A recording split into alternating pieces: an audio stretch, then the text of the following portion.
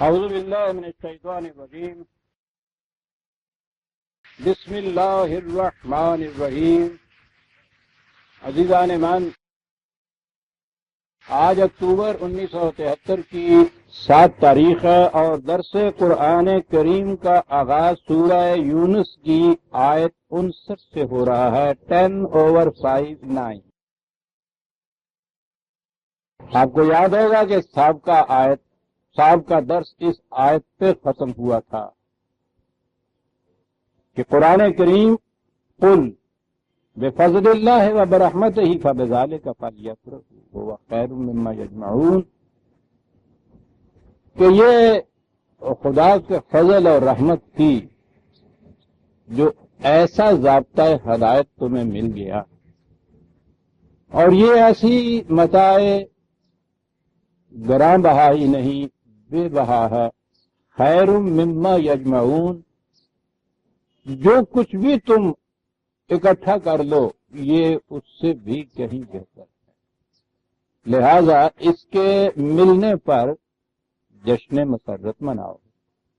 اور میں نے یہ عرض کیا تھا کہ جسے ہم عید کہتے ہیں، یہ جشن مسرت ہے نزول قرآن کا، اور اس جشن کے منانے کے لیے، اس تقریب کی تیاریوں کے لیے یہ پورا مہینہ ہے رمضان، اس لیے کہ اس نے یہ کہا تھا کہ قرآن سے مس وہی کر سکتا ہے جو فکر و نظر کی تطہیر کر دے، اس کے بغیر اسے چھوا بھی نہیں جا۔ کیا لفظ اس نے مس کا لفظ یہاں، اس کے پاس تک پھٹکا نہیں جا سکتا، یہ کبھی ہدایت نہیں دے سکتا جب تک کعبے سے بتوں کو نہ نکالا جائے، اس میں خدا قدم نہیں رکھتا۔ اس کے لیے یہ 1 مہینے بھر کی تیاری تھی، وہ میں نے پچھلے درس میں یہ کچھ عرض کیا تھا۔ اب اس قرآن کی اتنی اہمیت بتانے کے بعد اگلی آیت ہمارے سامنے یہ آتی ہے، قُلْ أَرَأَيْتُمْ مَا أَنزَلَ اللَّهُ لَكُم مِّن رِّزْقٍ فَجَعَلْتُم مِّنْهُ حَرَامًا وَحَلَالًا۔ کہا کہ تم نے اس پر بھی غور کیا کہ خدا نے تو یہ قرآن اتارا اور تمہاری کیفیت یہ ہے کہ تم خود ہی حرام اور حلال کی فہرستیں تیار کرنے لگ گئے۔ مگر بظاہر یہ چیز آئے گی کہ وہ پیچھے قرآن کریم کے نزول پہ جشن مسرت منانے کا ذکر، اتنی عظیم کتاب، اس کے بعد جو اگلی آیت آ گئی ہے وہ حرام حلال کا مسئلہ۔ ہمارے ہاں تو حرام حلال کا مسئلہ یوں ہی ایک جذباتی سی بات ہے نا، اس کی اہمیت بس اتنی ہے نا کہ صاحب یہ ٹھیک ہے، مرغی حلال ہے، کوا حرام ہے، یہ حلال ہے، وہ حرام ہے، اتنا سا۔ یعنی اس کو اتنی بڑی اہمیت کہ نزول قرآن کے بعد جو پہلی بات کہی گئی ہے وہ یہ کہ ہم نے قرآن نازل کیا اور تمہاری کیفیت یہ ہے کہ تم خود یہ فہرستیں تیار کرنے لگ گئے۔ تو گویا قرآن کی اور اتنی بنیادی تعلیم جسے کہا جاتا ہے کہ وہ توحید ہے اور رسالت ہے اور آخرت ہے اور یہ مقامات اوامر ہیں نواہی ہیں، وہ سارا قصہ چھوڑ کے یہ بات حرام اور حلال کی بات، یہ کیا اتنی اہم چیز ہے کہ جیسے کہیں گے کہ قرآن کی انٹروڈکشن کے بعد پہلی بات جو کہی گئی وہ یہ کہی گئی، یہ ہے کیا بات؟ اور ہے ہی اتنی اہم۔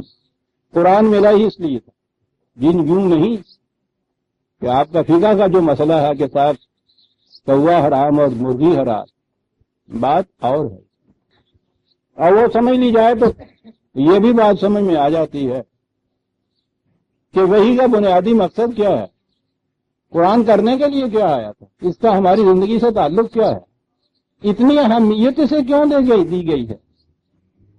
آپ حیران ہوں گے کہ میں بھی کیا کہہ رہا ہوں، بات کر رہا ہوں حرام و حلال کی، اور بتا رہا ہوں کہ اتنی بنیادی اہمیت جو ہے انسان کی، انسانی زندگی کی، دین کی، وہ اسی پہ ہے۔ تخلیق کائنات کے بعد یہ جتنی بھی اشیاء کائنات ہیں ان کے متعلق آپ دیکھ رہے ہیں قرآن بھی کہہ رہا ہے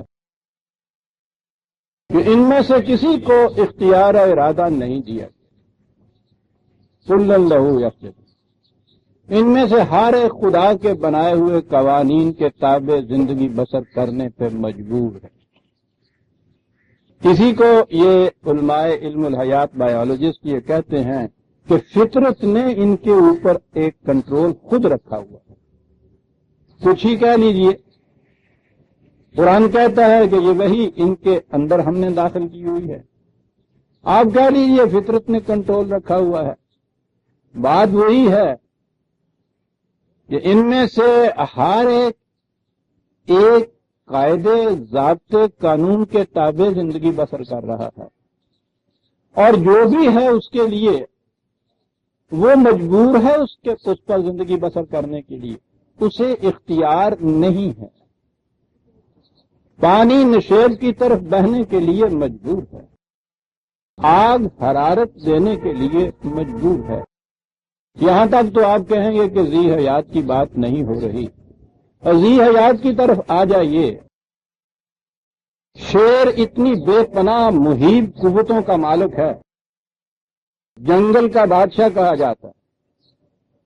वो ऐसे मकाम पे हो कि जहां फलों से लदे हुए दरख्त हैं, नहायत खुशनुमा लहलहाती हुई घास है।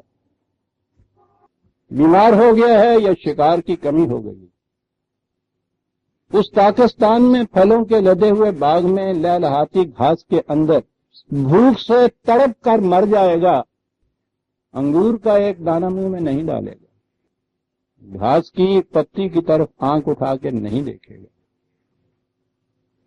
इतनी बड़ी कुव्वतों का मालिक मर रहा है, इतना कुछ मौजूद है, सारे हिरन चर रहे हैं, बकरियां खा रही हैं इन चीजों को, तमाम अपना अपना पेट भरती हैं, जो इसके मुकाबले में कुछ भी कुव्वत तो नहीं रखती। और इसकी कैफियत ये है कि ये सारी कुव्वतों का मालिक जंगल का बादशाह मर रहा है भूख से, ये सामान इतना पड़ा हुआ है, आंख उठा के नहीं देखता। ये क्या है? इसलिए कि फितरत ने उस पर इसे हराम करार दिया, कंट्रोल उसके ऊपर ये रखा हुआ है, उसके इख्तियार और इरादे पे।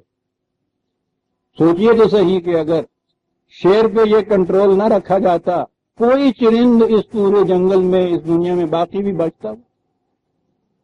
ये नहीं कि वो सारी घास खा जाता। शेर की एक धाड़ बेचारी बकरियां, हिरन वहां रह कैसे सकते? बिल्ली अगर उड़ना जानती, कोई परिंदा महफूज रहता या? फितरत ने कंट्रोल किया हुआ है। इसी कायनात में आगे बढ़ती हुई चीज इंसान की आई। इंसान में और बाकी हैवानात कह दीजिए या अशियाए कायनात कह दीजिए, बड़ी हुई शक्ल हैवानात ही की है। तकाजे इंसान के भी बुनियादी वही हैं, जहां तक इसकी तबी जिंदगी का ताल्लुक है, जो हैवानात के हैं। खाना पीना, सोना, जागना, अफजाइश नस्ल करना, उसके बाद तभी मौत, मर जाना। तो ये तकाजे तो वही हैं कि जो हर हैवान के तकाजे हैं। तो खाना पीना तो इसके अंदर आता है, और तकाजों की तस्कीन के सामान भी इसमें आते हैं, वो तो सब वही हैं। लेकिन इंसान को साहिब इख्तियार और इरादा बनाया गया है। फितरत ने इस पर से अपना कंट्रोल उठा लिया, इसलिए कि ये खुदा के शायान शान ही नहीं था कि एक तरफ इसे साहिब इख्तियार और इरादा बनाता, दूसरी तरफ इसका इख्तियार सलब करके इसको हैवान की सतह पर रख देता। इसका इरादा छीना नहीं है। इन्ना हदायना सबीला, बकरी को भी उसने रास्ता दिखाया, शेर को भी उसने रास्ता दिखाया। रास्ता दिखाने के बाद यह कैफियत नहीं है कि इम्मा शाकिरम व इम्मा कफूरा। इसका जी चाहे तो उस रास्ते पे चले, जी चाहे तो ना चले, वहां जी चाहे का सवाल नहीं। शेर को रास्ता दिखाया कि गोश्त तुम पर हलाल है, घास और फल हराम है। अब उस पर उसके इख्तियार नहीं है कि ये एक रास्ता छोड़ के दूसरा रास्ता इख्तियार कर ले। तकाजे इंसान के भी वही हैं जो उनके तकाजे हैं, यहां ये सूरत नहीं। रास्ता तो इसे भी दिखाया, इख्तियार और इरादा सलब नहीं। लेकिन आगे चलिए, अगर तो इंसान को अकेले अकेले कहीं जंगल में किसी गार में एक फर्द को रहना पड़े तो ठीक है, इसको बिला हदूद इख्तियार और इरादे दिए हुए हों, ये किसी दूसरे को नुकसान ही कुछ नहीं पहुंचा सकता। वहां अपने इरादे का इस्तेमाल, अपने इख्तियार का इस्तेमाल करेगा किस चीज में? یہی ہوگا نا، کبھی جی میں آیا پھل کھا لیا، کبھی جی میں آیا اس نے کوئی شکار مار لی۔ لیکن سوچئے کہ انسانوں نے باہمی مل جل کر رہنا ہے، اور ہر انسان صاحب اختیار۔ وہ کہتے ہیں ایک مملکت میں دو بادشاہ نہیں رہ سکتے، یہ معنی کیا ہے؟ دو صاحب اختیار ایک مملکت میں نہیں رہ سکتے، بات ٹھیک ہے۔ خدا کہتا ہے اگر اس کائنات میں دو الہ ہوتے تو تم دیکھتے کس طرح سے یہ تہس نہس ہو کے رہ جاتی، بالکل ٹھیک۔ یہاں تو دو کی بات تھی اور یہاں کروڑوں اربوں، ہر ایک صاحب اختیار و ارادہ، ہر ایک کے وہی تقاضے جو دوسرے کے تقاضے۔ تو سوچئے تو صحیح، انہیں اگر اسی طرح سے چھوڑ دیا جائے تو کس قدر ٹکراؤ پیدا ہوگا آپس، کس قدر فساد پیدا ہوگا آپس۔ اس کی ضرورت ہے نا کہ یہ یہاں جو زندگی بسر کریں اپنی تمدنی زندگی، کوئی کنٹرول ان کے اوپر ہو۔ یہ جسے آپ فساد کہتے ہیں، لا قانونیت کہتے ہیں، وہ ہوتا کیا ہے؟ کنٹرول اٹھ جاتا ہے نا۔ دوسری طرح مشکل یہ ہے کہ کنٹرول عائد کیجئے تو اس کا وہ جو شرف انسانیت ہے، اختیار و ارادہ، وہ سلب نہیں تو محدود ہو جاتا۔ کنٹرول کا ہونا بڑا ضروری۔ پھر میں کہہ دوں ہونا ضروری، عائد کیا جائے تو اس کے راستے میں رکاوٹ، بندش، اسے کہتے ہیں نا میری آزادی سلب کر دی۔ سب سے بڑا مسئلہ یہ ہو گیا، اسے آزاد چھوڑتے ہیں تو وہ فساد برپا ہوتا ہے جو تصادم اور ٹکراؤ کا نتیجہ۔ پابندی عائد کرتے ہیں تو چیختا ہے میری آزادی سلب کر لی۔ کیا کیا جائے؟ آزاد چھوڑ دیا جائے، وہ آزاد جسے مادر پدر آزاد کہتے ہیں۔ ایک دن نہیں چل سکتا نظام، آپ پابندیاں عائد کرنی ہوں گی۔ عزیزان من، سارا مسئلہ انسان کا یہ ہے کہ اس پہ پابندیاں کون عائد کرے اور وہ کیسی ہونی چاہیے۔ ایک ہی مسئلہ ہے سارا کا، اور یہی مسئلہ ہے جسے اصطلاح میں حلال و حرام کہتے ہیں۔ حلال کے معنی آزادی کے، اللہ کے معنی ہوتا ہے وہ اس رسی کی گرہ کھول دینا جس سے جانور پہ باندھا ہوا ہو۔ اور فرمایا کہ یہ بنیادی مسئلہ ہے انسان کی زندگی۔ نزول قرآن کا ذکر کرنے کے بعد کہ کتنی بڑی مسائل یہ دی ہے اور کتنی اہمیت ہے، کہتا ہوں آپ غور کیجئے اس لفظ کو، اس قرآن کے۔ اس کے فوری بعد پہلی آیت وہ لایا ہے جس کے لیے ضرورت پڑی ہے وحی کی۔ اس نے کہا ہے کہ کسی انسان کو اس کا حق حاصل نہیں ہے دوسرے انسان کی آزادی کے اوپر پابندی عائد کرے۔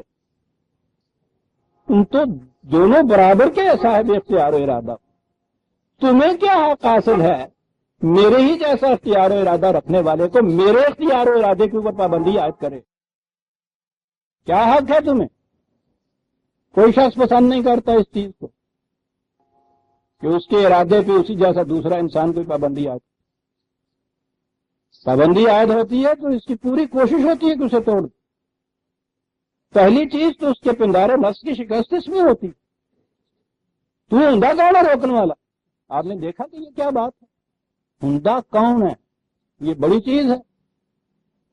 الفاظ کی تہ میں بڑی چیزیں ہوتی ہیں عزیزان من۔ اس کے معنی یہ ہیں کہ میرے ہی جیسا تو تو انسان، تجھے کیا حق حاصل ہے کہ میری آزادی پہ پابندی عائد کرے؟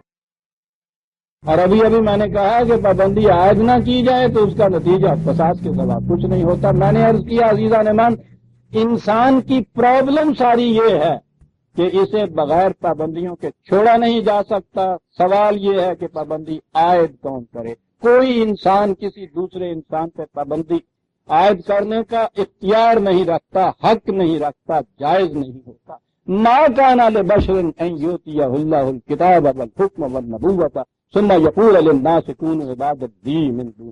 کسی انسان کو اس کا حق حاصل نہیں ہے، خواہ اس سے قانون سازی کے اختیار مل جائیں، ایگزیکٹو کے اختیارات مل جائیں، وہ نبی بھی کیوں نہ ہو کہ کسی دوسرے انسان کے اختیار کے اوپر خود پابندی عائد کر۔ اللہ اکبر، اللہ اکبر۔ دیکھتے ہیں مقام انسانیت کیا ہے۔ دیکھتے ہیں کہ یہاں ہر فرد کے اس بنیادی شرف کو کس طرح تحفظ دیا گیا ہے، خواہ اسے نبوت بھی کیوں نہ مل جائے۔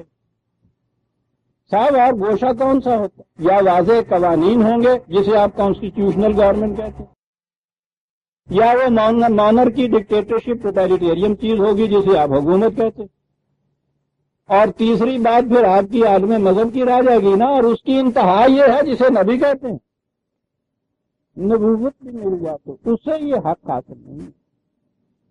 کونوا عبادا لی کہا کہ میں جو پابندی عائد کرتا ہوں تم اس پابندی کو قبول کرو، اس کے مطابق کسی کو حق حاصل نہیں۔ تو اگلی بات پھر یہ ہو گئی کہ پابندیوں کے بغیر اسے چھوڑا جائے بغیر تو ٹکراؤ ہوتا۔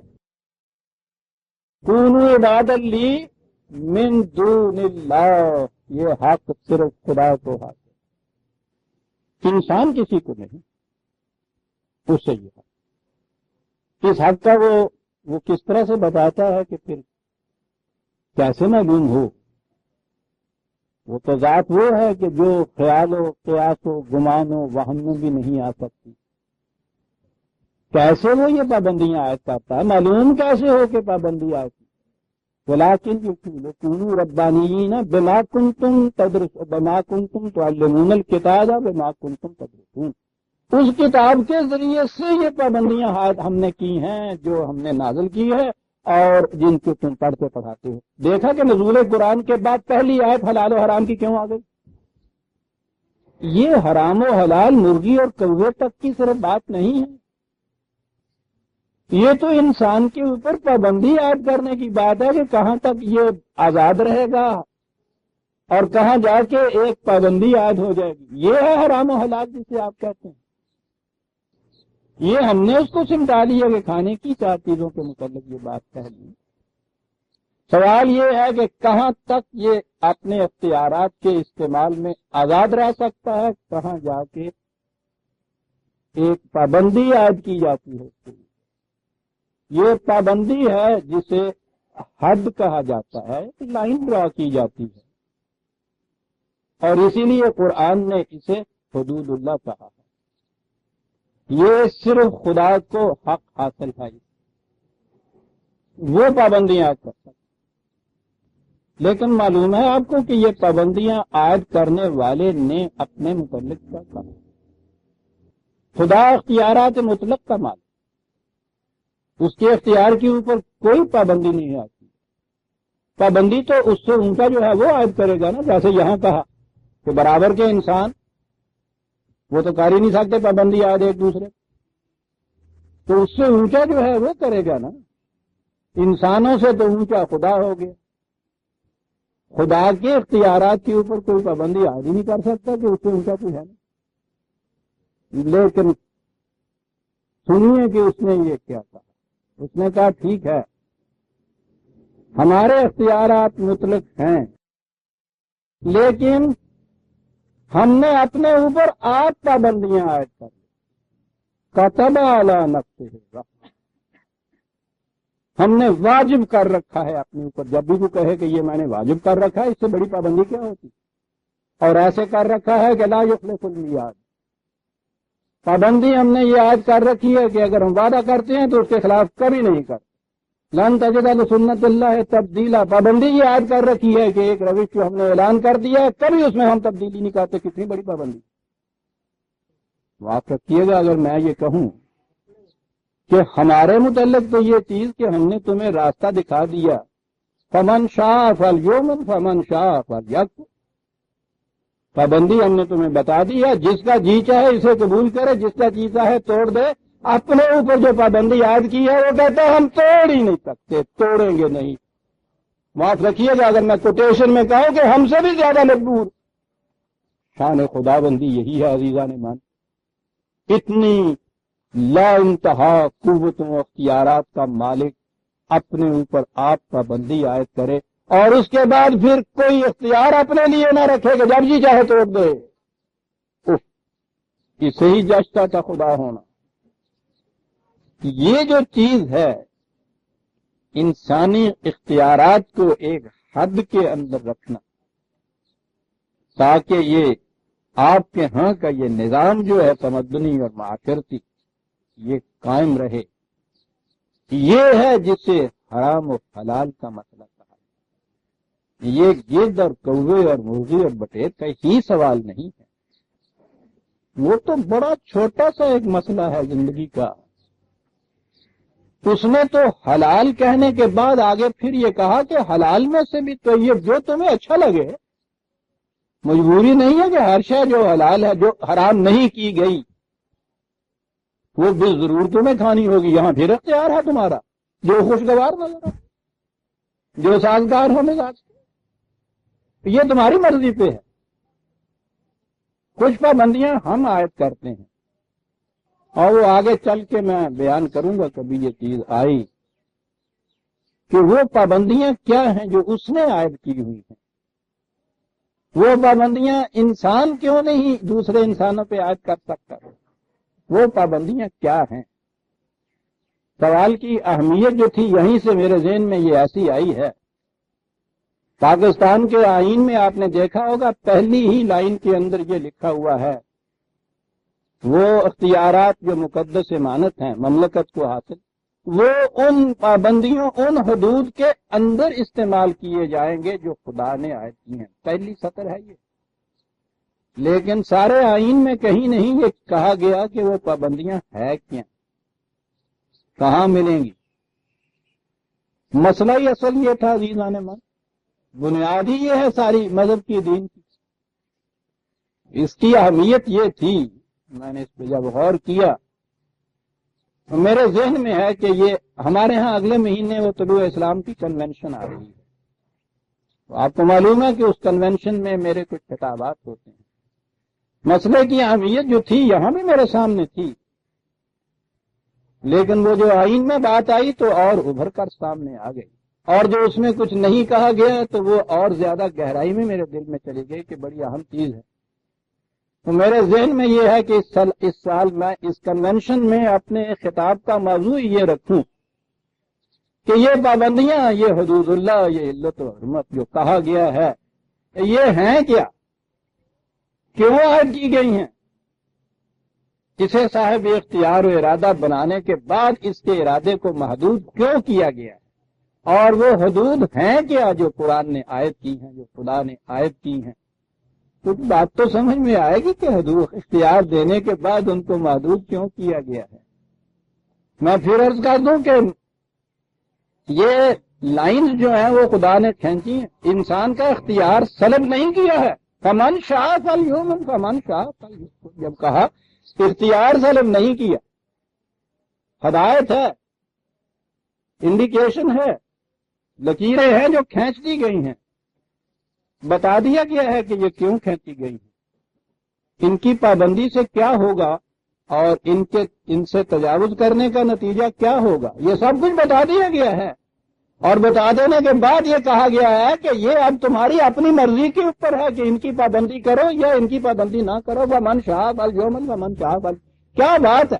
اختیارات باقی بھی رکھے ہوئے ہیں اور بے محابہ اور بے مہار بھی نہیں ہونے دیا گیا. یہ ہے عزیزان من جسے آپ حلال اور حرام کا مسئلہ کہتے ہیں.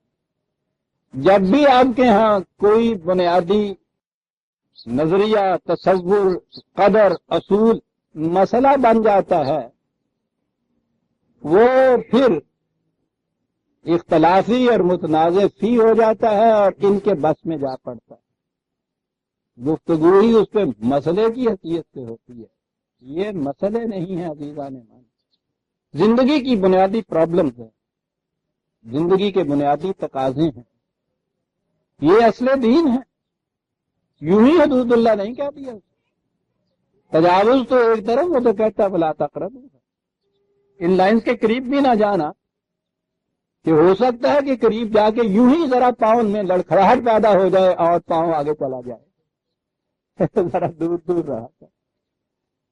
یہ ہے عزیزان من یہ اتنا اہم سوال جس کے لیے اس نے وہ نزول قرآن کے بعد فوراً یہ چیز کہی کہ ہم نے تو قرآن نازل کیا تھا اور تمہاری اگر آئے تم کہا ذرا اس کے مقابلے میں تم نے دیکھا بھی ان لوگوں کو کہ یہ کیا کرتے ہیں؟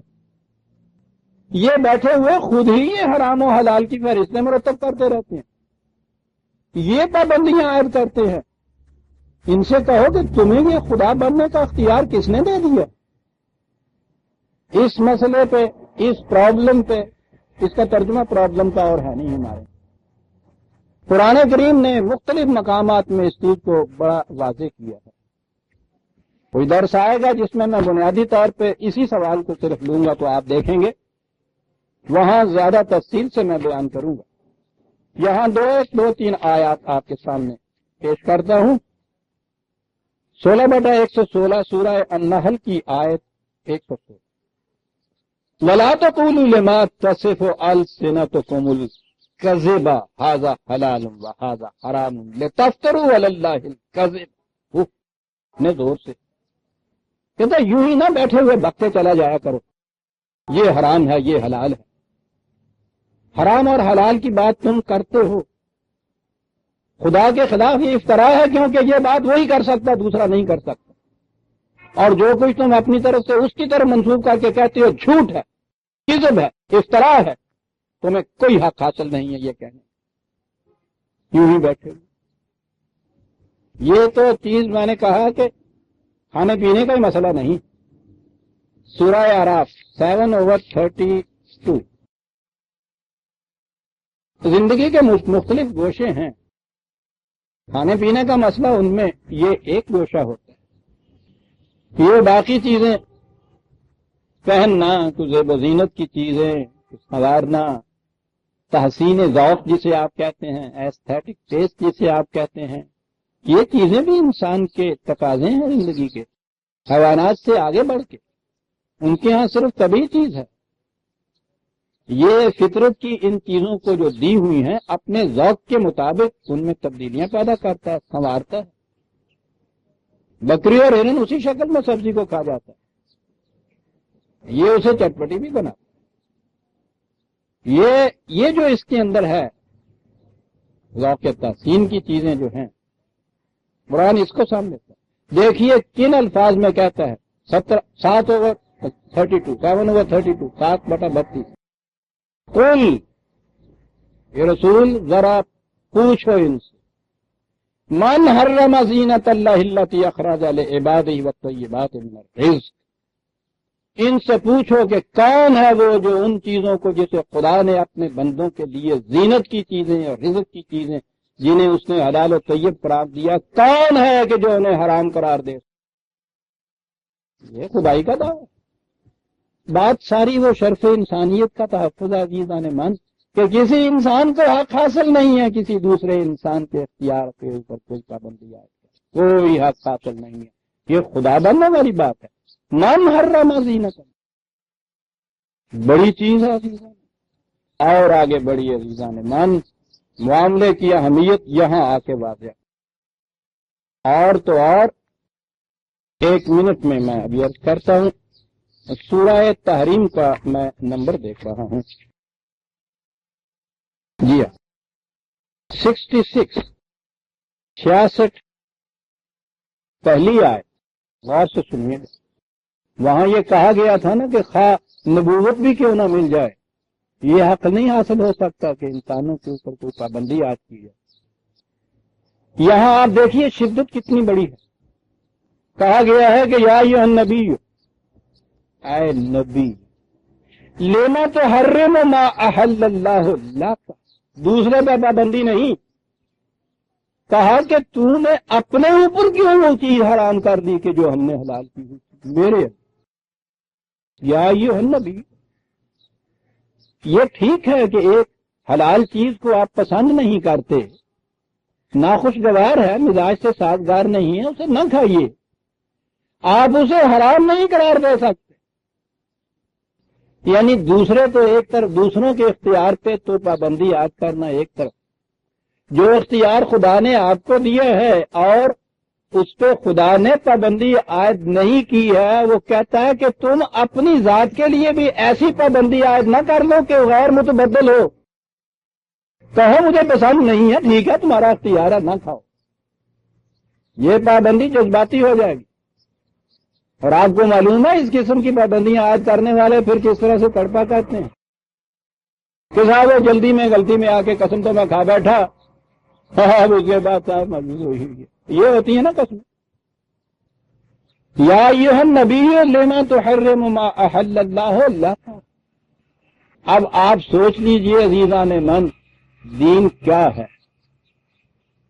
اس اختیار کو صرف اپنے لیے اس نے رکھنے کے بعد اس نے کیا کیا؟ یہ نہیں ہے کہ اچھا بھائی چلتے رہو، جب ہمارا جی چاہے گا آواز دے دیا کریں گے کہ نہیں بھائی یہ حرام ہے جی، پہلے کیوں نہیں دسیا جاتا؟ یہ کیفیت اگر پیدا ہو جائے تو آپ دیکھتے ہیں کہ وہ اس کی طرف سے جو اس نے قوانین دیے ہیں وہ قوانین کی جگہ آرڈیننسز آنا شروع ہو جائے، پتہ ہی نہ ہو آپ کو کہ ٹھیک ہے راستہ کھلا تھا، اس نے کہا تھا یہاں نو انٹری تو لکھا ہوا نہیں تھا، وہ چلا ہوں اور ذرا آگے 2 قدم آگے گئے ہیں، موٹر کے 2 پہیے 2 ابھی پیچھے ہیں، وہاں سے آگے ہے کہ نہیں صاحب یہ بند ہے جہاں جانا. اگر خدا کی طرف سے یہ سلسلہ ہو جائے، پہلی بات تو یہ ہو جائے کہ بتایا نہ جائے. اس نے یہ کہا کہ یہ چیز ہمارے ذمے تھی. اتنا بڑا اہم سوال جو تھا تمہارے اختیار و ارادے کے اوپر پابندی عائد کرنا، ایسا نہیں تھا کہ ہم اس کو واضح نہ کرتے، بالکل واضح کر دیا ہے، وحی کے ذریعے دیا، وہی قرآن کے اندر ہے. 6/146 قل اعلان کر دو اے رسول. رسول سے کہا جا رہا ہے کیونکہ سب سے بڑی امتیوں کے لیے سب سے عظیم ترین ہستی تو رسول کی ہو سکتی تھی نا. یہ اسی سے کہلوایا جا رہا ہے کہ کہیں ان کے ذہن میں یہ چیز نہ آ جائے کہ یہ کچھ بھی کر دے گا یا کر سکتا. قل لا اجد فی ما اوحی الی محرما علی طاعم یطعمہ الا ان یکون میتۃ اور دما. ان سے کہہ دو کہ جو مجھ کو وحی دی گئی ہے اس کے اندر تو یہ چیزیں ہیں جنہیں حرام کیا گیا ہے. وحی جو مجھے دی گئی ہے میں اپنی وحی میں اس سے زیادہ کچھ اور نہیں پاتا. یہ ہے بھائی بات صاف ہو گئی کہ وہ وحی کے اندر قرآن میں دے دیا اس کو. اس دینے کے بعد یہ کہہ دیا کہ لا مبدل لکلمات، کوئی ان میں تبدیلی نہیں کر سکتا. اچھا جی، خدا کی وحی تو کر سکتی تھی نا. کہا کہ وحی کا سلسلہ اب ہم نے بند کر دیا صاحب. اللہ اللہ عزیزان من، اتنی بڑی آزادی کہیں میسر آ سکتی ہے کہ جن چیزوں کو حدود کہا ہے انہیں صرف متعین کر کے نشاندہی کی. تمہارا جی چاہے مانو جی چاہے نہ مانو، نتائج بھگتنے پڑے گا. اختیار نہیں سلب کیا، واضح کر کے بتا دیا کہ یہ بات نہ ہو کہ صاحب پتہ ہی نہیں تھا. محفوظ کر دیا کہ صاحب اس دن تو پتا تھا کہیں مٹ گئے. یہ کہہ دیا کہ نہیں بدلیں گے ہم اسے، اطمینان ہو گیا کہ صاحب یہی ہیں غیر متبدل ہیں. صاحب آج آپ نہیں بدلتے آپ کل بدل دیں گے. کہا ہم نے وہ بدلنے والی بات جو تھی جسے وہی کہا جاتا تھا اس کا سلسلہ ختم کر دیا. اسے ختم نبوت کہتے ہیں عزیزان مان. دنیا میں ختم نبوت کو ماننے والی قوم سے زیادہ آزاد قوم کوئی نہیں ہو سکتی عزیزان مان. یہ جو آپ کے ہاں یہ حیات حاکمیہ یا نظام ہے آپ کے ہاں کے حکومتوں کے، آج ایک پابندی عائد کرتے ہیں کل اس کو توڑتے ہیں. آپ ہی نظام کو بدل دیجئے، سارے قوانین نیا سر نو بنا دیجئے. یہ ساری جتنی چیزیں ہیں ان کو بدلنے کا ان کو توڑنے کا وہ بات ہی کون سی ہے جس کا جی چاہے. ایک ہی چیز اور ہو سکتی تھی نا کہ کوئی یہ آ کے کہے کہ صاحب خدا نے یہ پابندی عائد کر دی ہے، یہ بات ہو سکتی تھی نا. اب اس کے بعد ختم رسالت ختم نبوت کے بعد دنیا میں کوئی شخص آ کے یہ نہیں کہہ سکتا کہ خدا نے تمہارے اوپر یہ پابندی بھی عائد کر دیتی ہے. چلے گے بھاگو، جو عائد کرنی تھی کر دی اس نے، وہ ہے قرآن کے اندر. اب اس کے بعد پھر یہ بات جو ہے کہ کسی سے وہ یہ کہے کہ ہم نے اور پابندی بھی عائد کر دی ہے، اس کو اس نے ختم کر دیا ہوا اس سلسلے کو. مجھے معلوم ہے کہ کیا پابندیاں ہیں اور کیا آزادیاں ہیں میری، اور وہ غیر متبدل ہیں، محفوظ ہیں. اور اس کے بعد اب کوئی انسان ایسا نہیں آ سکتا جو یہ کہے کہ خدا نے یہ کہا ہے کہ یہ چیز تم پہ حرام ہے، پابندی یہ ہے. اب کوئی آ ہی نہیں سکتا. اللہ عزیزان من، انسانی آزادی کی اس سے بڑی ضمانت دنیا میں کوئی اور ہو سکتی؟ یہ جسے آپ نظام حکومت کہتے ہیں، یہ ضروری چیز ہے تمدن کا نظم و نسق رکھنے کے لیے. انہیں تو یہ کہہ دیا کہ یاد رکھو انل حکم الا للہ، اختیارات پہ پابندیاں کرنے کی اجازت تمہیں نہیں ہے، یہ صرف خدا کے لیے. ہم نے وہ پابندیاں بتا دی ہیں، تمہارا کام صرف ان پابندیوں کو انفورس کرنا ہے، انہیں نافذ کرنا ہے. یہ جسے آپ اسلامی حکومت کہتے ہیں وہ یہ چیز ہے، جسے کہا ہے کہ یہ حکم جو تھا، حکومت جو ہے ہمارے لیے، یہ حکم اور حکومت کیا ہوتا ہے؟ پابندیوں کے اندر رکھنے کو. یہ جو آپ نے بکریوں اور بھیڑوں کو سڑک پہ چلتے ہوئے دیکھا ہوگا نا، وہ ادھر نکل جاتی ہے کہ وہ ادھر نکل جاتی ہے، وہ اس کا چرواہا محافظ گڈریا کرتا کہ ادھر کو نکلنے والی کو بھی یہ لے آتا، ادھر جانے والی کو بھی یہ جو ہوتا ہے نا، ان حدود کو ادھر ادھر پھان کے جانے والیوں کو اس کے اندر رکھنا، اسے عربی زبان میں حکومت کہتے ہیں. انسانی اختیارات کو حدود اللہ کی پابندیوں کے اندر رکھنا، اور یہ حدود متعین کرنے کا حق کسی انسان کو حاصل نہیں ہے. خدا کو حاصل تھا، وہ جو حاصل تھا اس نے اپنے اوپر اتنی پابندی عائد کر دی کہ جو کر دی ہیں پابندیاں عائد وہ غیر متبدل ہیں، ہم نہیں بدلیں گے، اور اس کے اوپر اس فہرست میں آپ اضافہ بھی نہیں کریں گے. ختم نبوت کتنی بڑی پابندی ہے جو اس نے اپنے اوپر لگائی ہے عزیزاں نے، کتنی بڑی آزادی ہے جو اس کے مقابلے میں ہمیں دی ہے اس نے. میں جو بے اختیار کسی وقت کہا کرتا ہوں کہ ہو جا رب نوں تے جبھی بالا نوں دی چاہتا ہے. اس قرآن کے متعلق وہ یہ کہتا ہے تم اسے سمجھے ہی نہیں ہو، یہ ذکر تم، وہ اس میں تو تمہارے ہی شرف کی بات ہے جو ہم نے کہی ہوئی ہے، تمہارے شرف کی بات. انتہائی شرف انسانیت ہے عزیزان من کہ اس کے اختیار کو اس طرح سے محفوظ رکھا، اسے کوئی دھڑکا ہی نہ ہو کہ میرا اختیار کوئی سلب کر دے، کوئی پابندی اور عائد کر دے. خود خدا کے متعلق بھی یہ بات نہ ہو کہ پتہ نہیں کوئی اور پابندیاں کب وہ عائد کر دے اور وہ کیسی عائد کر دے، اس کے متعلق بھی یہ بات نہیں عزیزان من.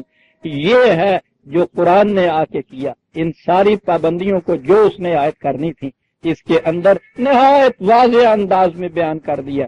اس میں کسی قسم کا ابہام نہیں ہے، کوئی ایہام نہیں ہے، واضح ہے، غیر متبدل کا اعلان کر دیا. اس کے بعد اعلان کر دیا کہ قیامت تک اور اس میں نہ تبدیلی نہ اضافہ، ہم بھی نہیں کریں گے اب. اور اس کے بعد اسے کہہ دیا کہ جی چاہے مانو جی چاہے نہ مانو. یہ اتنی بڑی عظیم چیز ہے عزیزان من جو انسانی آزادی کو دی گئی. اور جیسا میں نے عرض کیا تھا کہ سارا مسئلہ پرابلم انسان کا یہ ہے، اختیارات کے اوپر پابندیاں عائد کی جائیں تو کہتے ہیں آزادی سلب ہو گئی، آزاد کیا جائے تو روز سرپٹول ہوتی ہے. اس کی پرابلم ہی یہ تھی، انسان کی عائد کردہ پابندی کو مجبوراً تو انسان مرتا کیا نہ کرتا برداشت کر لیتا ہے، بطیب خاطر میں نہیں کرتا. یہ وہ پابندیاں ہیں جن کو بتا دیا گیا اور اس کے بعد کہہ دیا گیا کہ بطیب خاطر ان کو اگر قبول کرنا چاہتے ہو قبول کرو، نہیں قبول کرنا چاہتے تو اس کے نتائج میں سیدھی سی بات. آگ میں انگلی ڈالو گے تو جلا دے. ہمارا کام یہ بتا دینا تھا کہ یہ حد ہے تمہاری حفاظت کی، یہ ٹھیک ہے. چوہیا اور چیونٹی بھی نہیں اس حد کو توڑتی. لے جائیے جبرن اس کو آگ کے قریب، دیکھیے وہ کیا کرتی ہے. انسانی بچہ بلا محاذہ ہاتھ ڈال دیتا ہے اس میں. ہمیں اختیار دیا گیا جی چاہے ہاتھ ڈال دو، جی چاہے اس کو رکھو. ہاتھ ڈال دو گے وہ جل جاؤ، محفوظ رہنا چاہتے ہو نہ کرو، بس یہی ہے جی وہ حد. ہمیں اختیار دیا گیا. یہ ہے عزیزان من جو قرآن لے کے آیا. یہ ہے جو اس نے کہا کہ اس لیے اس قرآن کو یہ نازل کیا گیا تمہاری آزادی کو برقرار رکھنے کے لیے، شرف انسانیت کے تحفظ اور ضمانت کے لیے. ضمن یہ بات آ گئی حرامن و حلال کی. اس لیے میں نے عرض کیا کہ اس وقت تو صرف یہیں تک اکتفا کرتا ہوں. سوال کی اہمیت میرے سامنے ہے، میرے ذہن میں ہے کہ اس دفعہ میں کنونشن میں ذرا اس سوال کو وضاحت سے سامنے لاؤں کہ یہ بات کیا ہے. ساری یہ ہے وہ ساری چیز. فجعلتم منہ حراما و حلالا. بیٹھ گئے. انسانوں کی آزادیوں پر پابندیاں عائد کرنے والے. قل اللہ اذن لکم، کہا فرمائیے تو صحیح خدا نے تمہیں اس کی اجازت دی تھی کہ یہ کر سکتے ہو تم. دکھا دو صحیح ہماری طرف سے وہ اجازت نامہ جو تمہیں حاصل ہوا ہے. اجازت نامہ وہ تو نبی سے یہ کہتا ہے کہ تم نے یہ حرام کیوں قرار دے دیا اپنے اوپر. تابدینا چاہیے سر، کس کو یہ اجازت مل سکتی؟ قل اللہ اذن لکم ام علی اللہ تفترون، اور یہ کرنے کے بعد خدا بننا چاہتے ہو تم، اس کے خلاف افتراء کرتے ہو. یہ بات جیسا کہ میں نے ابھی عرض کیا عزیزان مان، یہ سوال صرف ان کچھ جانور کھانے پینے کی چیزوں تک کی بات نہیں ہے، یہ بڑا وسیع سوال ہے. انسانی آزادی پر پابندی عائد کرنے کا سوال ہے. یہ زندگی کے کسی شعبے میں کیوں نہ ہو،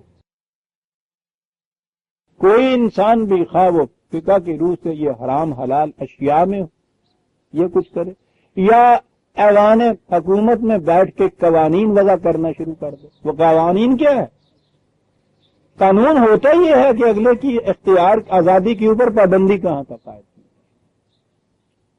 جیسا کہ میں نے عرض کیا ہے قرآن کی روح سے کوئی حکومت یہ حدود کی لائن خود نہیں کھینچ سکتی، ان حدود کی پابندی صرف کرا سکتی ہے. ہم علی اللہ تفترون وما ظن الذین یفترون علی اللہ الکذب یوم القیامہ. اللہ اکبر. کہا کہ یہ جو بیٹھ کے دوسرے انسانوں کے ان اختیارات پہ حد بندیاں کرنے کا اختیار اپنے ہاتھ میں لے لیتے ہیں، یہ ہمارے قانون مقاصد عمل کے متعلق سمجھے کیا بیٹھے ہیں؟ کیا خیال ہے ان کا اس کے متعلق؟ بڑا انداز ہے. یہ جتنے انسان اپنے ہاتھ میں اختیار لے لیتے ہیں دوسروں کی آزادیاں سلب کرنے کا،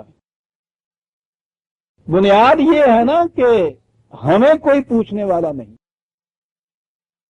یہ جسے آپ عزیزان من سورینٹی کہتے ہیں نا، اقتدار مطلق جسے کہتے ہیں، اس کے معنی ہوتا ہے اکاؤنٹیبلٹی ٹو نن. کسی کے سامنے جواب دہ نہیں ہو، کوئی آخری اتھارٹی جو کسی کے سامنے جواب دہ نہ ہو، اس سے اوپر کوئی اور اتھارٹی نہ ہو، وہ اس میں آخری اتھارٹی ہو.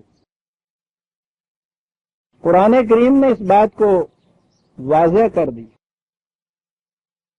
اس نے کہا ہے کہ یاد رکھو صرف خدا وہ ہے کہ جس سے کوئی پوچھ نہیں سکتا، اس کے علاوہ کوئی اور نہیں ہے کہ جس سے پوچھا نہ جائے.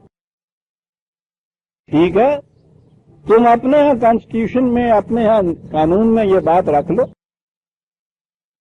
کہ فائنل اتھارٹی آئینی روح سے فلاں ہوگی، پارلیمان ہوگی، وزیر اعظم ہوگا، صدر ہوگا اور ڈکٹیٹر ہوگا، ملوکیت میں بادشاہ ہوگا. اپنے طور پہ تم یہ چیز کہہ سکتے ہو، قرآن کے روح سے یہ چیز نہیں ہو سکتی. وہ کہا کہ جہاں تم جا کے یہ کہو کہ اس کے اوپر کوئی اور نہیں ہے جس کے سامنے یہ جواب دہ ہو، مسئول عنہ ہو، یا جس کے سامنے یہ جو اسے کوئی پوچھ نہ سکے عام الفاظ میں، کہا یہ غلط تم کہتے ہو. تم میں سے بڑی اتھارٹی بھی جو ہے وہ اس سے ایک بڑی اتھارٹی ہے کہ جسے خدا کہا جاتا ہے، اس کے سامنے وہ جواب دہ ہے، وہ کسی کے سامنے جواب دہ نہیں ہے. یہ ہے وہ چیز جسے آپ کہیں گے کہ اختیار مطلق خدا کو حاصل ہے، کسی انسان کو حاصل نہیں. یہ ہے وہ معنی اس چیز کے جسے کہتے ہیں خدا کے سامنے جواب دہی، مواخذہ، محاسبہ، قیامت، آخرت، قانون مقاصد عمل. وہ سارا جتنا جو کچھ ہے اس کا ملخص یہ ہے کہ یہ بات غلط ہے کہ انسان کے اوپر کوئی اتھارٹی نہیں جس کے سامنے یہ جواب دے. یہ غلط ہے، یہ بھی جواب دہ ہے. اب میں یہ تو آتی رہے گی باتیں، کسی اور وقت بتاؤں گا کہ اس کی جواب دہی کس طرح سے اس کی جواب دہی یہ آتی ہے. قرآن کی یہ اصطلاحات ہیں ان میں سے ایک اصطلاح یہ یوم القیامہ بھی جسے اس نے کہا. بعض لوگ یہی کہتے ہیں حرام اور حلال کے اختیارات اپنے ہاتھ میں لے لینے والوں، دوسروں کی آزادیوں کو سلب لینے کے اختیارات اپنے ہاتھ میں لے لینے والوں، تم کیا سمجھے ہو اس بات کو کہ تمہارے اوپر کوئی ایسا نہیں ہے جس کے سامنے تم جواب دے ہو؟ تم یہ کہتے ہو کہ اختیار مطلق حاصل ہے، جسے جیتا ہے آپ کہہ دیجیے. عزیزان من، آپ نے ملوکیت کو مسترد کیا، آپ نے ڈکٹیٹرشپ کو ملعون قرار دے دیا، آپ نے ٹوٹیلیرزم جو تھی اس کے متعلق کہہ دیا کہ وہ مطرود ہے. سارے نظاموں کو یہ کچھ کہنے کے بعد آپ نے کہہ دیا نظام جمہوریت جو ہے یہ ہے وہ نظام. کیا فرق اس میں پڑا ہے تھا؟ وہ بنیاد تو وہاں موجود ہے. وہاں ایک شخص تھا کہ جس کا فیصلہ کیا ہوا ایسا تھا کہ اس سے کوئی پوچھنے والا نہیں تھا. آپ یہاں ایک اشخاص کا گروپ ایسا بنا دیتے ہیں کہ آپ کہتے ہیں ان کے فیصلوں کے اوپر کوئی پوچھنے والا نہیں. اسی کو تو سیکولر نظام کہتے ہیں کہ جن کے اوپر کوئی پوچھنے والا نہ ہو.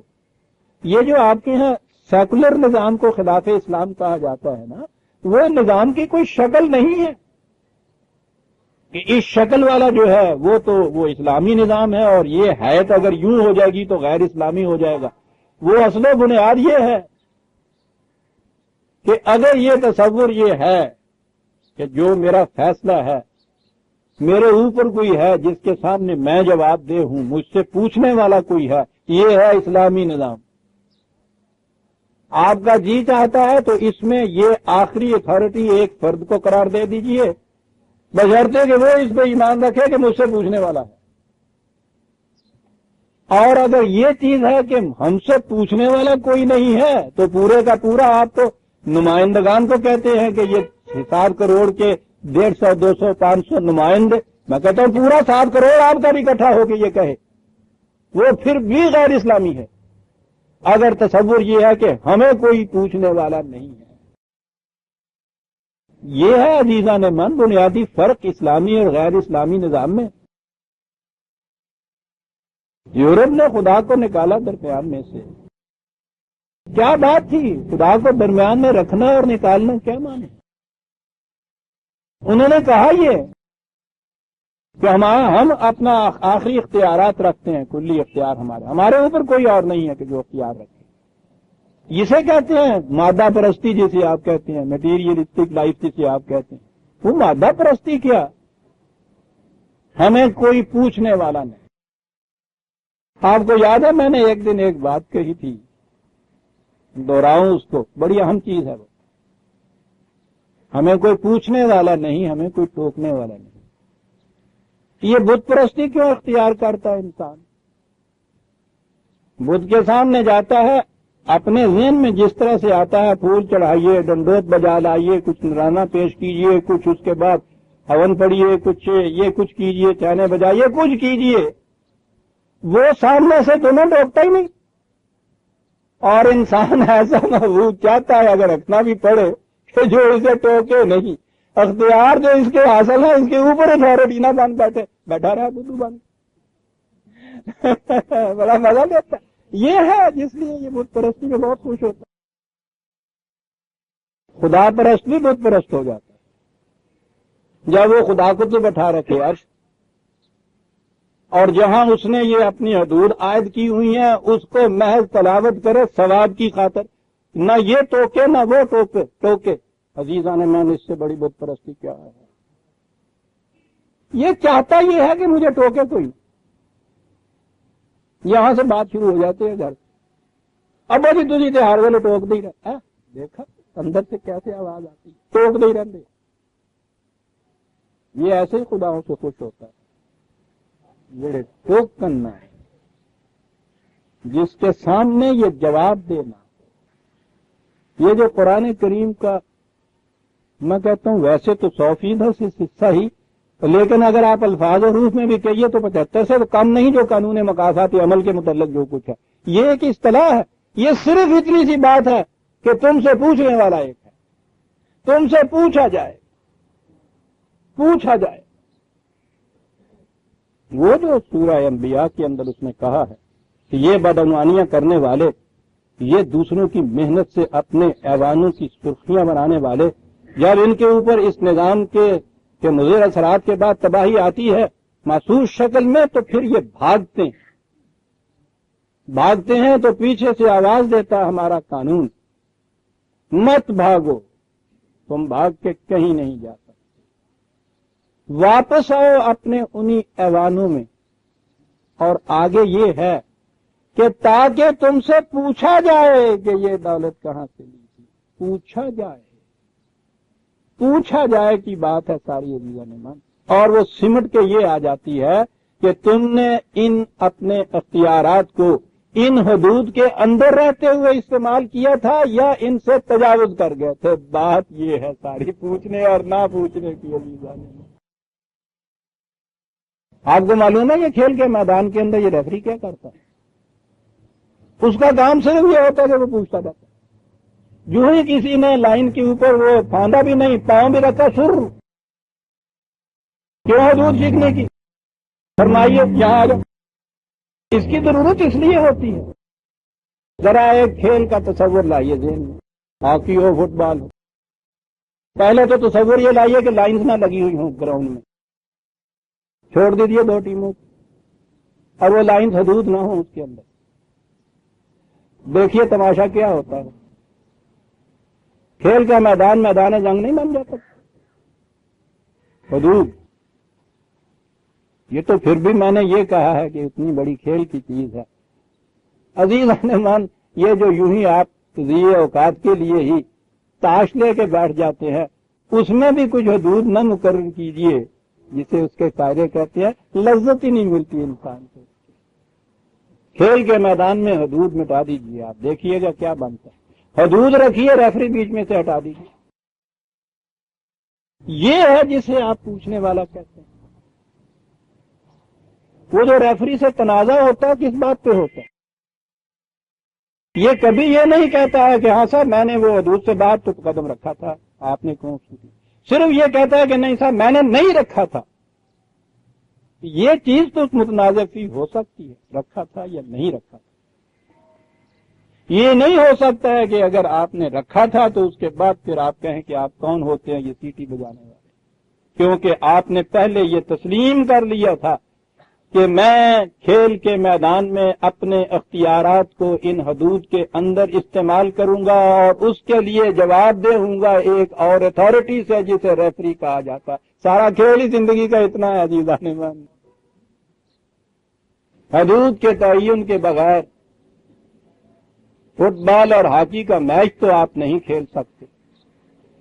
زندگی کا اتنا بڑا کھیل جو ہے وہ چاہتے یہ ہیں آپ کے حدود کے بغیر کھیلا جائے، اور حدود کے اندر آپ ریفری کے بغیر تو آپ فٹ بال ہاکی بھی نہیں کھیل سکتے، لیکن زندگی کے وسیع و عریض میدان میں چاہتے یہ ہیں کہ کوئی ریفری ہمارے اوپر نہ ہو، کسی کے سامنے ہم جواب دینا ہو۔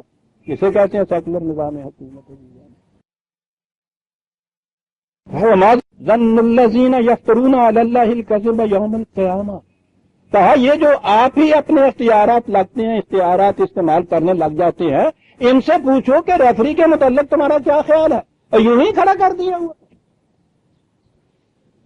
کوئی ٹیم اگر یہ کچھ کرنے لگ جائے کہ وہ سیٹیاں بجاتا رہے، یہ اپنا جو کچھ بیچ میں کرتا رہے، وہ کیا ہوتا ہے؟ بہرحال کچھ انہوں نے اور ایک بنا دی ہے سوسائٹی، وہ کہتے ہیں کہ 3 سال کے لیے 10 سال کے لیے ان لوگوں کو ہم نے بین کر دیا، یہ کھیل نہیں سکیں گے۔ کوئی ہے نا اوپر رکھا ہوا آپ نے، لیکن زندگی کے میدان میں یہ اس سے بھاگتے ہیں۔ یہ جو ہمارے ہاں کا موجودہ آگے نوجوان طبقہ مذہب گزیدہ جسے آپ کہتے ہیں کہ صاحب خام خواہ کے لیے یہ دخل دیتا ہے یہ مذہب درمیان میں، مشکل یہ ہے کہ ان کو سمجھایا ہی نہیں گیا کہ مذہب ہے کیا، اور مذہب تو یہ کرتا ہے جو کچھ وہ کہتے ہیں۔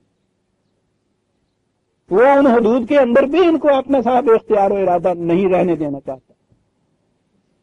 دین یہ نہیں کرتا۔ انہیں اگر یہ سمجھا دیا جائے کہ دین تو بابا اتنے کا نام ہے، زندگی کے میدان میں کچھ حدود، ان حدود کے اندر ایک ریفری، کیا خیال ہے تمہارا؟ یہ اچھا ہے انداز کھیل کھیلنے کا، یا وہ اچھا ہے انداز جو تم کہتے ہو کہ نہ حدود کے اندر ریفری؟ کیا بات کا ہے؟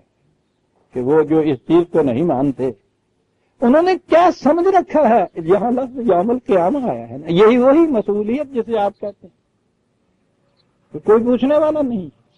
غلط. اس ریفری کی تو ہو سکتا ہے کہیں آنکھ ہی چوک جائے, مغالطہ ہی لگ جائے, وہ دور ہو, آپ ادھر ذرا دور ہیں. اس ریفری کے متعلق تو وہ یہ کہتا ہوا معکم اینما کنتم, ہر کھلاڑی کے ساتھ ایک ریفری. یا بچے کتنے جانا, پھر یہ بھی نہیں کہ وہ ساتھ تو ہے 10 قدم پہ رہ گیا, یہ تیز بھاگ گیا. نحن اقرب الیہ من حبل الورید, ہم یہاں اندر جان ہٹ کے کتنے جانا. کیا باتیں قرآن کہہ رہا ہے. ہاں کبھی آئے گا یہ موضوع تو عرض کروں گا کہ وہ کس طرح سے بتاتا ہے کہ یہ اس ریفری کے ہاتھ سے تم نہیں کہیں جا. یہ ہے یوم القیامہ. وما ظن الذین یفترون علی اللہ الکذب یوم القیامہ. انہوں نے کیا سمجھ رکھا ہے اس کو. ان اللہ لذو فضل علی الناس, وہاں بھی کہا تھا کل بفضل اللہ. یہ کہا ہے یہ کہ یہ انسانوں کے ہاتھ سے جو ہم نے اقتدار چھین لیا ہے, دوسروں انسانوں کے اختیارات کے اوپر حد بندیاں عائد کرنے کا. ان اللہ لذو فضل علی الناس یہاں کہا ہے. انسان دیکھو تو انسان کے اوپر کتنا سا فضل ہے ہمارا یہ کہ ہم نے یہ کیا ہے. انسان پہ یہاں ابھی مومن و کافر کی تمیز نہیں آئی, یہ انسان کے اوپر. وہاں بھی اس لیے کہا تھا یا ایھا الناس قد جاءتکم موعظۃ من ربکم. یہ تو انسانی اختیار و ارادے کی بات سارے یہاں ہو رہی ہے, وہ تفریق تو بعد میں جا کے آئے گی. عزیزان ایمان قرآن کی روح سے, خدا کی عائد کردہ حدود کی روح سے, مومن و کافر نہیں. کوئی انسان دنیا کا وہ کچھ بھی کیوں نہ ہو, اگر آپ اس کی تحقیر و تذلیل کرتے ہیں تو وہ خدا کے دیے ہوئے شرط کے منافی ہو جاتی ہے. صرف انسان ہونا اسے, کیونکہ یہاں یا ایھا الناس کہا ہے ان کے لیے فضل. یہ آگے بات ہے کہ ہدی و رحمت للمومنین, کہ جو اس کو مانتا ہے اس کی پابندی کرتا ہے, اس کے بعد یہ چیز ہے. ورنہ یہ جو چیز ہے کہ ہم نے ایک ایسا نظام دیا ہے جس میں کسی انسان کی یہ جو اختیار و ارادہ کی قوت ہے کوئی دوسرا انسان نہیں چھین سکتا, یہ فضل ہے خدا کا. وَلَٰكِنَّ أَكْثَرَهُمْ لَا يَشْكُرُونَ. بھائی نا شکرہ واقعہ ہوا. یہ لا یشکرون پھر کیا ہے؟ میں بتایا جا رہا ہوں ایک ایک لفظ قرآن کریم کا مفہوم سمجھنا چلا جائیے. یہ اختیار و ارادہ جو ہے, یہ حدود جو ہیں ان کے اندر اس کے استعمال کرنے سے ہوتا کیا؟ وہ کہتا ہے کہ ان سے انسان کی کوششیں بھرپور نتائج نکالتی ہیں.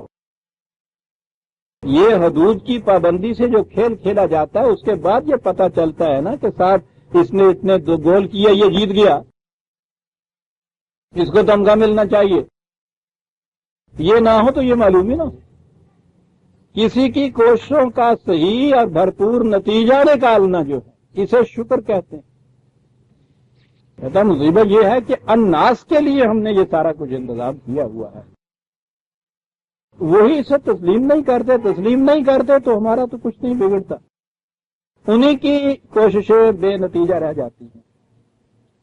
ایسا میچ کھیل کے آ جاتے ہیں جس میں پتہ ہی نہیں چلتا کہ کس نے کتنے گول کیے, اس لیے کہ انہوں نے گول کی لکیر ہی نہیں قائم کی ہوئی تھی. وہ جو میں نے بات کہی تھی کہ وہ ریفری اس قسم کا ہے جس کے سامنے جواب دہی ہے. وما تکون فی شأن وما تتلو منہ من قرآن ولا تعملون من عمل الا کنا علیکم شہودا تستفیضون فیہ. صاحب تم تو کھیل میں اتنے غرق ہوئے جذب ہوئے ہوتے ہو, تمہیں ہوش ہی اس بات کا نہیں ہوتا اسٹک کہاں چلی گئی, قدم کہاں پڑ رہا ہے. بالکل لگا ہم ہوتے ہیں ایور ویجیلنٹ تمہارے اوپر, ایک ایک کھلاڑی کے اوپر نگاہ ہماری ہوتی ہے. اور کہا کہ یہ کھلاڑیوں کی بات نہیں ہے, ٹیم کے کپتان خود پہلے رسول اللہ صلی اللہ علیہ وسلم سے کہا، جب تم ان کے سامنے قرآن پیش کر رہے ہوتے ہو اس وقت بھی ہم دیکھ رہے ہوتے ہیں، جب یہ اس کے مطابق آگے جا کے عمل کر رہے ہوتے ہیں ہم اس وقت بھی دیکھ رہے ہوتے ہیں، اس وقت بھی استفیضون کی ہے۔ جب تم اس دنیاوی کاروبار کے اندر غرق ہوئے ہوتے ہو تمہیں کچھ اس وقت ہوش نہیں ہوتا، ہم اس وقت بھی دیکھ رہے ہوتے ہیں کہ قدم تمہارا کہاں پڑ رہا ہے۔ تم اس میں جذب ہوئے ہوتے ہو، ہم نہیں اس میں جذب ہوئے ہوتے۔ اگر ریفری بھی کھیل میں اتنا جذب ہو جائے کہیں تو پھر وہ سیٹی مارنا بھول جائے، کہنے لگے ہم ایسے نہیں ہیں۔ وما يعزب عن ربك من مثقال ذرة في الارض ولا في السماء ولا اصغر من ذلك ولا اكبر الا في كتاب مبين۔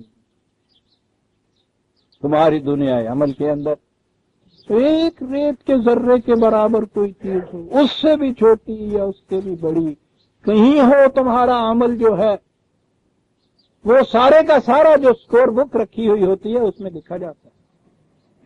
کتاب اور کتاب مبین یہ نہیں ہے کہ تمہارے امتحان کے پرچے دیکھے اور پھر وہ جو اس میں ریزلٹ نمبر ہے وہ گم کر کے رکھ دیا، وہ نہیں دکھائیں گے ہم سب۔ ارے بھائی میرا نتیجہ مجھے دکھاؤ، کتنے کہنے لگے سو تو پیسے لے۔ تو پیپر دیکھنے کے نتیجہ دیکھنے کے آپ پتا پیسے مانگتے ہیں؟ اس نے کہا کتاب مبین چھاپ دیتے ہیں، بالکل واضح ہوتی ہے۔ یہ واضح کیسے ہوتی ہے؟ سورہ اسرائیل میں ہے نا، کہا یہ کہ یہ ہے، ہوتا ہی یہ نہیں ہے کہ ممتحن کے پاس ہوتی ہے اسکور بک، لکھنے والے کے پاس ہوتی ہے، ہر شخص میں کے گلے میں لٹکا ہوا ہوتا ہے اس کا اعمال نامہ۔ ہوتا صرف یہ ہے کہ پہلے وہ لپٹا ہوا ہوتا ہے اور جب اناؤنسمنٹ کرنی ہوتی ہے تو جن کا ہو منشورہ اسے کھول دیا جاتا ہے، اور کھولنے کے بعد کہا جاتا ہے اقرا کتابک، اپنا اعمال نامہ آپ پڑھ۔ پڑھنے والا بھی دوسرا نہیں ہوتا۔ کفا بنفسک یوم علیک حسیبا، اور کسی اور کے حساب لینے کی ضرورت نہیں ہے کہ وہ اور آ کے حساب کرے گا پڑھتا جائے، نہیں صاحب، تمہارے گلے میں لٹکا ہوا تھا، کہیں گم نہیں ہوا، صرف یہی ہے کہ پہلے لپٹا ہوا تھا، کھل گیا۔ کھلنے کے بعد یہ نہیں ہے کہ کوئی دوسرا آ کے پڑھے اور تم کہے کہ نہیں صاحب، پکڑے جاتے ہیں فرشتوں کے لکھے پر۔ صاحب آدمی کوئی ہمارا زمیں تحریر بھی تھا، اس نے کہا تم تو کہتے ہو کوئی آدمی ہمارا، یہ تو تم نے خود لکھا ہوا، خود پڑھو اس کو اور آپ ہی حساب کر کے بتا دو تم۔ کتاب مبین یہ ہے عزیزان من، کتاب مبین یہ ہے حلال و حرام۔ اتنا کوئی سننے کے بعد تو آدمی واقعی کانپ اٹھتا ہے، ڈر جاتا ہے۔ صاحب کسی کے متعلق یہاں پتہ چل جائے کہ ہسٹری شیٹ کھل گیا ہے اس کا، وہ کامتا پھرتا ہے، اور اگر وہ ہسٹری شیٹ اس قسم کا ہو، خود ہی اس میں اندراج کرے، خود ہی اس کو پڑھے، خود ہی حساب کر کے سزا اپنی تجویز کرے، ڈرنے کی بات تو ہے۔ اور ڈر پیدا ہو گیا اگر اس قسم کا تو وہ تو پھر بھی شرف انسانیت کے خلاف ہے عزیزان من، ڈر جانا۔ کہتا نا ڈرنے کی بات نہیں ہے، الا ان اولیاء اللہ لا خوف علیہم ولا هم یحزنون، جو ان حدود کی نگہداشت کرتا ہے اسے کچھ ڈرنے کی ضرورت نہیں ہے، اسے حزن کی بھی ضرورت نہیں ہے۔ او بالکل نہیں ہو بابا، کوئی ڈر نہیں ہو، کوئی حزن، خوف بھی نہیں، حزن بھی نہیں۔ خوف تو وہ ہے کہ وہاں جا کے سامنے نظر آؤ ٹکٹ کی باندھی ہوئی ہو، نظر آ رہا ہو ایک کو پڑ رہی ہے مجھے۔ حزن یہ ہے گھر میں بیٹھے ہوئے ہر وقت ڈر ہو کہ کہیں پکڑا ہی نہ جاؤں صاحب، کہیں کوئی مجھے مخبر ہی نہ کر دے، کہیں کو جا کے غلط بات ہی نہ کہہ دے، یعنی ہوا بھی کچھ نہیں ہے، اندر ہی اندر ڈوبے چلا جا رہا۔ یہ جو ہے نا اندر ہی اندر ڈوبے چلے جانا، یہ ہے حزن۔ اور بڑی اس کی بعض ایسے حالات معاشرے میں پیدا ہو جاتے ہیں کہ جس میں اس کی کیفیت بڑی شدید ہو جاتی ہے، یوں ہی جگر کا ہی شعر صحیح کہ وہ خود تسکین خاطر کر رہے ہیں مگر دل ہے کہ ڈوبا جا رہا، پھر اس کی تسکین خاطر سے بھی اس کو اطمینان نہیں ہوتا، اس لیے کہ اس پہ اعتماد نہیں ہوتا۔ جب اعتماد اٹھ جاتا ہے تو پھر اس کی تسکین خاطر سے بھی اطمینان نہیں ہوتا، مگر دل ہے کہ ڈوبا جا رہا ہے۔ یہ ہے عزیزان من حزن کا ترجمہ۔ معلوم نہ ہو مگر دل ہے کہ ڈوبا جا رہا ہے۔ حفیظ صاحب میرے سامنے بیٹھے ہیں، یہ کہہ دیں گے کہ وہ تم کون ہوتے ہو؟ ہم ہمارے مملکت میں دخل دینے والے۔ تو میں کہوں گا کہ نہیں صاحب تواڈے سٹے جڑے نے وہ اسی ہونجے ہوئے ہیں، یعنی خوشے تواڈے ہی ہے سب جناب، جسے خوشا چینی کہتے ہیں۔ سٹے چن والیاں ہوندیاں نا پیچھے پیچھے واڈیاں دے لگیاں ہوئی سٹے چن والیاں۔ ہاں حزن کی کیفیت صاحب بیٹھے رو رہے ہیں۔ ہے کوئی بات آج ہونے کو؟ اچھا جی کیسے پتا چلا؟ جی بہت چاہتا ہے رونے کو۔ عزیزان من یہ جو بلا سبب جی چاہتا ہے رونے کو، یہ حزن ہوتا ہے، اور یہ انتہا شدت ہوتی ہے، اس کے اندر سنگینی بڑی ہوتی ہے مایوسی کی۔ جی بہت چاہتا ہے۔ خوشی اسے کہتے ہیں عزیزان من کہ آپ کو معلوم نہ ہو کہ میں کیوں خوش ہوں، اور حزن یہ ہوتا ہے کہ ہے کوئی بات آج ہونے، جی بہت چاہتا ہے رونے کو۔ اور عزیزان من جب یہ معاملہ افراد سے گزر کر معاشرے تک آ جائے کہ جی بہت چاہتا ہے رونے کو، مایوسی کی انتہا۔ اس مقام پر آ کے قرآن آپ دیکھیے کہاں یہ آیا ہے، آیت لایا ہے وہ سارا اعمال نامہ سامنے۔ کہاں پڑتا ہے آدمی اس چیز سے؟ اس وقت اگر اس کی گرفت میں ابھی نہیں بھی آیا تو یہ جو چیز ہے کہ ہے کوئی بات آج ہونے کو، اس ہونے کو بات جو ہو رہی ہے اس میں دل ڈوب رہا ہوتا ہے۔ وہ کہتا ہے اسی وقت اس نے یہ کہہ دیا اللہ سنتے ہیں کہاں کہا ہے، او مرتے نہ جاؤ ڈوبتے نہ جاؤ بابا، کچھ نہیں ہوا کچھ نہیں ہوا۔ ان اولیاء اللہ لا خوف علیہم ولا هم یحزنون۔ کتاب ہے عزیزان من، یہ خدا ہی کی ہو سکتی تھی۔ لاکھ تصور میں جو آپ کے ذہن آ رہا ہے نا اولیاء اللہ سے، نکال دیجیے اس کو۔ قرآن کو معلوم تھا کہ تمہارے ذہنوں نے کیا تصورات پیدا کر لینے ہیں، اس زمانے میں نہیں جب یہ قرآن نازل ہوا تھا۔ اس زمانے میں تو غیر از قرآن تصور ہی ذہن میں نہیں آتا تھا، وہ جانتے تھے کہ یہ کیا کہا ہے اس نے، اولیاء کس کو کہتے ہیں۔ یہ جو بعد میں آنے کے بعد آپ نے مستعار لیے تصورات دوسروں کے ہاں سے، تو پھر اولیاء اللہ بھی آپ کے ہاں الگ ایک گروہ بن گیا، وہ الگ گروہ ہو گیا۔ مگر یہ چیز جو ہے معاف رکھیے گا صحیح ہے، یہ تو صرف ان کے حصے میں آئی، اور وہ جو کہیں کہیں دو چار آپ کو نظر آتے ہیں تاریخ میں بھی، یہ وہ جن کے مقبرے آپ نے ان کے بنا دیجیے۔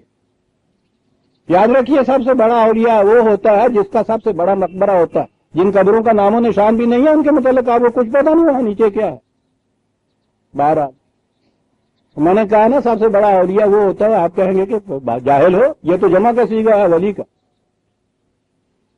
آپ کو پتا ہے کہ ہمارے ہاں یہ لفظ جو ہے نظام الدین اولیاء کہتے ہو نا سارے، وہ دلی کے جو ہیں بہت بڑے ولی نظام الدین اولیاء سب کہتے ہیں، بڑے بڑے مصنف اپنی کتابوں میں یہی لکھتے ہیں۔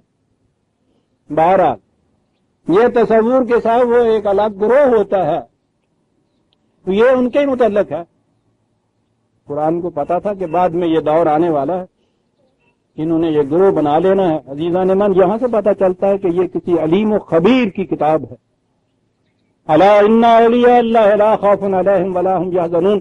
تمہاری نگاہیں ادھر ادھر جا رہی ہیں، بالکل اللہ دینا یعنی وہ لوگ آمنوا وکانوا یتقون، بس سیدھی سی بات ہے۔ ایمان لائے اور ان حدود کے مطابق انہوں نے اپنی اندر اس کی زندگی بسر کی، وہ ہیں جنہیں اولیاء اللہ کہا جاتا ہے۔ الگ گروہ کوئی نہیں، وہی کہہ دیا صاحب، وہی الذین یعنی وہ لوگ آمنوا وکانوا یتقون۔ آمنو تو تمام مومن آ گئے اس میں، صداقتوں پر یقین رکھنے والے۔ آگے اگلی چیز ضروری، ان حدود کو صحیح ماننے والے ہی نہیں، تقویٰ کے معنی یہ ہوتے ہیں کہ ان سے اپنا دامن بچا کے سنبھال کے چلنا. وہ بہترین تربیت یافتہ دستے رسالت میں حضرت عمر رضی اللہ تعالیٰ عنہ سے پوچھا تھا نا, ایک بدو نے آ کے حضور یہ تقویٰ کیا چیز ہے؟ کہنے لگے کبھی کسی ایسے راستے بھی چلے ہو جہاں ادھر ادھر خاردار جھاڑیاں ہوں؟ کہنے لگے جی ہاں چلا ہوں. کہنے لگے پھر کیسے چلتے ہو؟ تو عربوں کا تو آپ جانتے ہیں نا کہ وہ سارا برقے وانگو کھل رہا ہوں. وہ پرانا برقع جی, نواں نہیں. اور نواں تو ہوں جو کوکا کولا کی بوتل ہوتی ہے وہ پھیلا ہوا, ان کا تو لباس ہی یہ ہوتا. کہنے لگے پھر کیسے چلتے ہو؟ کہنے لگا جی میں دیکھتا ہوں نا ادھر کانٹا ہوتا ہے تو یوں ادھر کر لیتا ہوں, کپڑے کو ادھر کانٹا ہوتا ہے یوں ادھر کر لیتا ہوں, یوں کرتا ہوا بچتا بچاتا. کہنے لگے اسی کو تو تقویٰ کہتے ہیں. کیا بات تھی ان لوگوں کی, کیسے سمجھے تھے یہ ہے حدود اللہ. لا تقربوا اس نے کہا تھا نا کہ اس جھاڑی کے ذرا سے قریب بھی نہ جانا, دور یہ نہ کہ اس کے اندر دامن نہ بازار بیٹھنا, پاس بھی نہ جانا. پتہ نہیں کون سا کانٹا ایسا ہو جو بظاہر نظر نہ آئے وہی لپٹ جائے, قریب بھی نہ جانا. اسے تقویٰ کہتے ہیں. اولیاء لا خوف علیہم ولا ہم یحزنون, یعنی الذین آمنوا, سب سے پہلے تو یہ کہ وہ ان حدود کی صداقت پر ایمان رکھیں کہ یہ ٹھیک ہے صاحب میں مانتا ہوں میں نہیں. وکانوا یتقون, اور پھر ان سے اس طرح سے بچ کے ان کے اندر چلیں جیسے خاردار جھاڑیوں میں تم دامن بچا کے چلتے ہو. انہیں اولیاء اللہ کہا جائے گا. لا خوف علیہم ولا ہم یحزنون, انہیں کوئی خوف و حزن نہیں ہے, خوف اور حزن نہیں ہے. یہ تو عزیزان من پھر صرف بچ کے نکل جانے والی بات ہوئی, کمائی تو اس میں کچھ نہیں ہے. یہ تو ایسے ہی ہے نا کہ صبح آپ بالکل محفوظ و معمون بیٹھے ہوئے تھے, کوئی خوف حزن نہیں تھا. درمیان میں کہیں سے کوئی آواز آئی, دھڑکا لگا, آپ کو ذرا خوف پیدا ہوا, کسی نے آ کے کہہ دیا کہ ڈرنے کی کوئی بات نہیں ہے, وہ فوجی مشق کر رہے تھے اپنی, اس کا وہ گولا چلا تھا, اچھا وہ یہ ہو گیا. اس کے بعد پھر خوف اور حزن دور ہو گیا, جیسا آپ پہلے تھے ویسے ہی ہو گئے نا. کیا یہی ہے مقصد؟ اس نے کہا غلط. یہ سنیے, پہلے یہ چیز ہے, اتنی سی بات نہیں ہے. لہم البشری فی الحیات الدنیا, ان کے لیے ایک فردوس بدامہ زندگی کی خوشخبری. یہ پازیٹو چیز آ گئی نا. اور یہ پھر 10 بج گئے, وقت ہو گیا, اسے پھر ہم آگے لیں گے کہ یہ بشرا کیا چیز ہے, یہ بشارتیں کیا چیز ہیں. ان کے حصے میں آتی ہیں جو ان حدود کی نگہداشت کر کے چلتے ہیں. عزیزان من, ربنا تقبل منا انک انت السمیع العلیم. ہم سورہ یونس کی آیت 63 تک آ گئے, 64 سے ہم آئندہ لیں گے. شکریہ.